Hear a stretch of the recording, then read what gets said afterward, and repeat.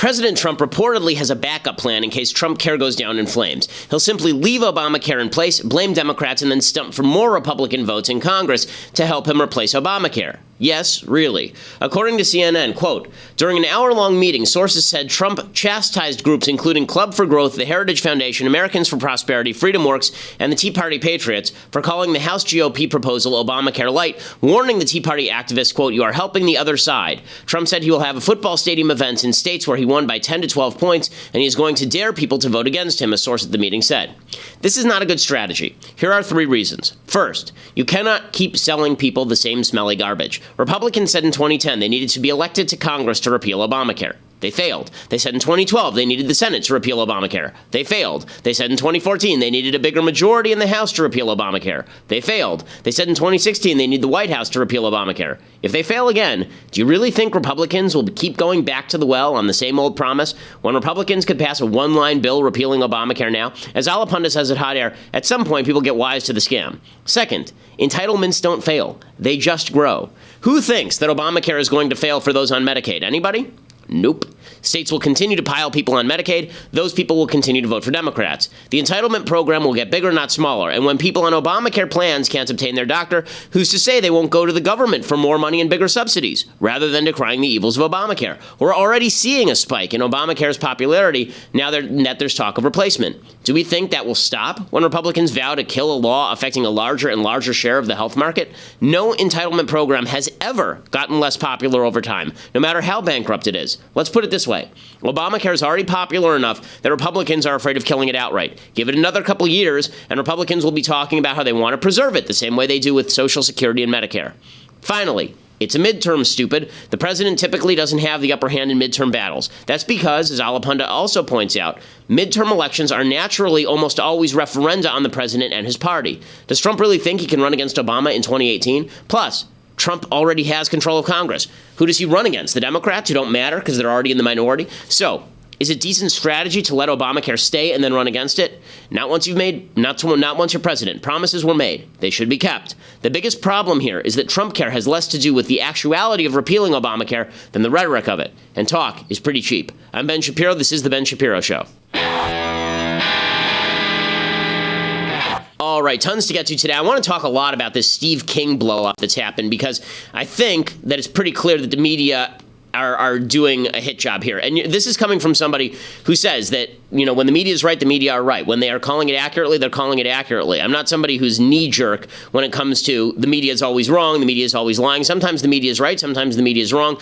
In this case, I really think that Steve King is getting railroaded a little bit. And some of that's his own fault because he uses verbiage that is really kind of stupid. But some of that, a lot of it, I think, is just the media lying. And so I want to talk about that specifically in just a minute. But first, we have to say thank you to our advertisers over at Texture.com. So if you are somebody who's addicted to information, addicted to reading, then you need to go to Texture.com and become a subscriber. The way that this works is that you can get basically subscriptions to tons and tons of magazine, all their back issues, by subscribing to Texture.com. There are a bunch to choose from. I'm just going to look at the list of magazines that they have available. It's everything from Sports Illustrated to National Geographic to Entertainment Weekly to Vanity Fair to Better Homes and Gardens to Time. I mean, it's a huge list. I mean, I'm looking at pages and pages of magazines here that you can subscribe to simply by going to Texture.com. You go there, $9.99 a month. You get over 200 magazines. If you sign up right now at Texture.com/Ben, you get a 14-day free trial. So you can see if you like it, see if you enjoy it. I promise you will. It's just fantastic. My wife and I both use it for Reader's Digest, which is one of the ways that we got a guest on a couple of weeks ago. The lady who came on and talked about how she was caring for terminal babies. I met her because I was reading in Reader's Digest through Texture.com. Go to Texture.com/Ben right now. It was selected as one of Apple's top 2016 iPad apps. Start that free trial. Again, Texture.com/Ben, Texture.com/Ben. It's entirely digital, obviously, and you're never going to run out of things to read. And if you are somebody who just can't be away from information for any long period of time like I am, Texture.com is the best place to find information, to get in-depth analysis of the information that you're reading about. Texture.com/Ben. Make sure to add the /Ben so you get that 14-day free trial, and also so that they know that we sent you. Okay, so I was going to start with Trumpcare today, and then there was a big controversy that broke out this morning over over Representative Steve King. So, full disclosure, I know Representative King. I think Representative King is, from the times I've met him, he seems like a nice fellow. I don't think that Representative King is the brightest guy in the basket. I think that Representative King tends to boil everything down to a little bit too simplistic a version of reality. But here's what happened. So Steve King gets on Twitter over the weekend, and he tweets out, Wilders, talking about Geert Wilders over in the Netherlands, understands that culture and demographics are our destiny. We can't restore our civilization with somebody else's babies. Okay. There are two ways to read this tweet, and I'll read it again slowly so people understand. Wilders understands that culture and demographics are our destiny. We can't restore our civilization with somebody else's babies. There are two ways to read the tweet. The first way to read the tweet is that this is racism, that if you bring in a bunch of foreign babies, they're going to destroy the country. There's no way to assimilate them, and that's because they're black, or they're from Muslim countries, or they're Arab, or whatever it is. That's one way to read the tweet, that this is just out-and-out racism. You can't bring in a bunch of foreign babies and hope to maintain your culture, and that race is inherently connected to culture. That is way one to read this tweet. Then there is way two to read the tweet, and that is that it is badly phrased but not racist. Basically, King is saying that multiculturalism and high levels of immigration from foreign cultures cannot coexist. And that is utterly uncontroversial. That is an utterly uncontroversial proposition. Angela Merkel has said exactly the same thing. In December 2015, she said, multiculturalism leads to parallel societies and therefore remains a life lie or a sham. The challenge is immense. We want and we will reduce the number of refugees noticeably. Is Merkel a white nationalist?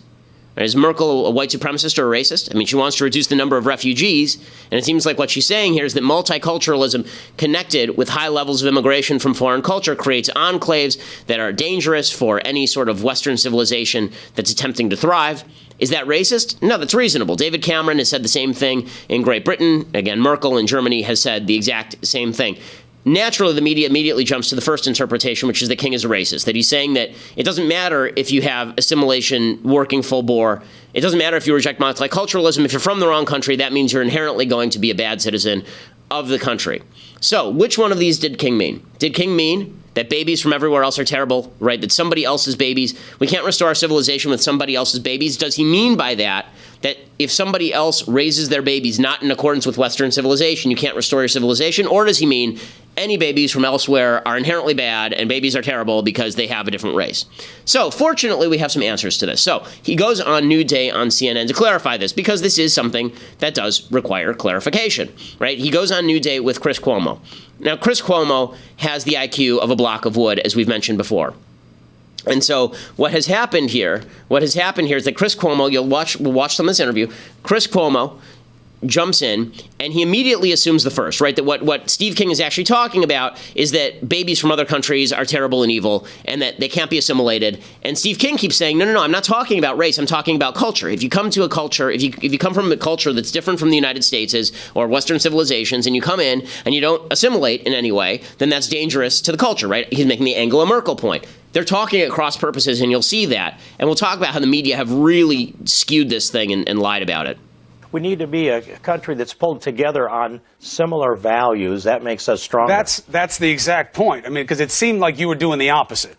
Like you were trying to say someone else's babies means you're either white or you're not right. And as you know, that is anathema to what America's all about. Can we get agreement on that?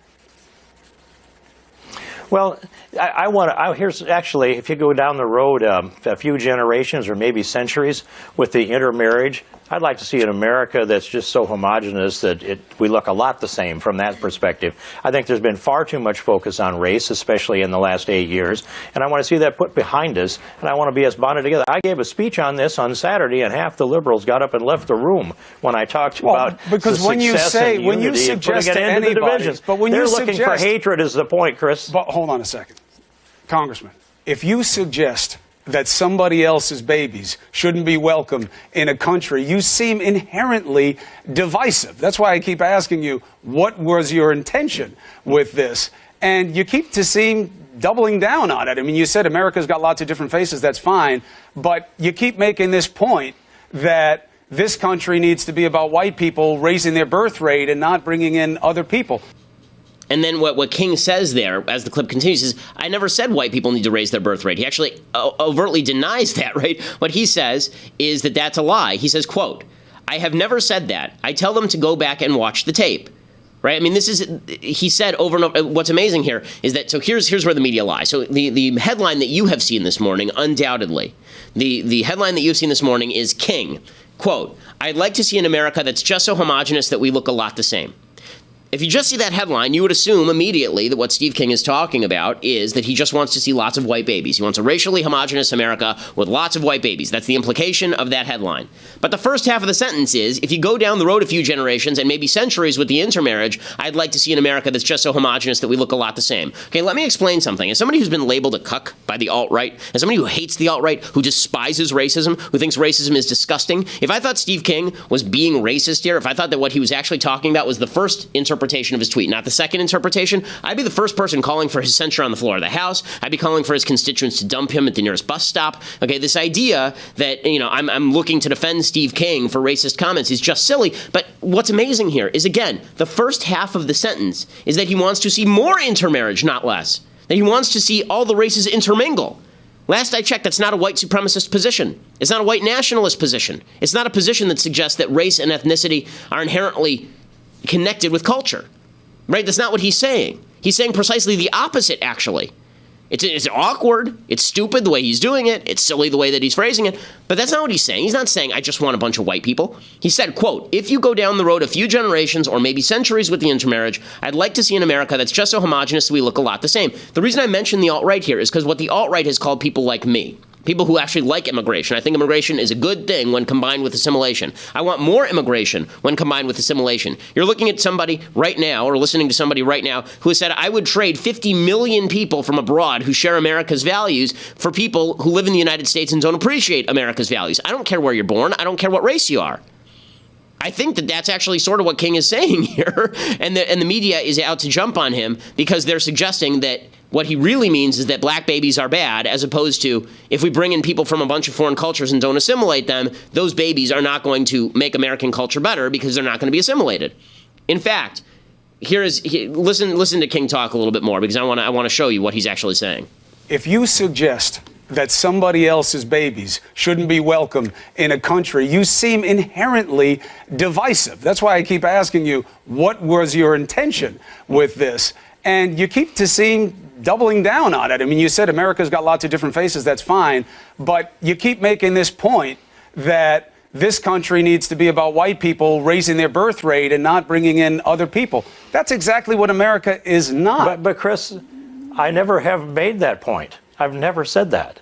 I've been characterized as saying that. I've had the blogs out there say I said that, but I tell them, go back and watch the tape, listen to it, just listen to the language. Our language is precise. That's not out there. But I did defend Western civilization that started this last summer at the Republican National Convention. And when I said Western civilization, that launched people that are opposed to Western civilization.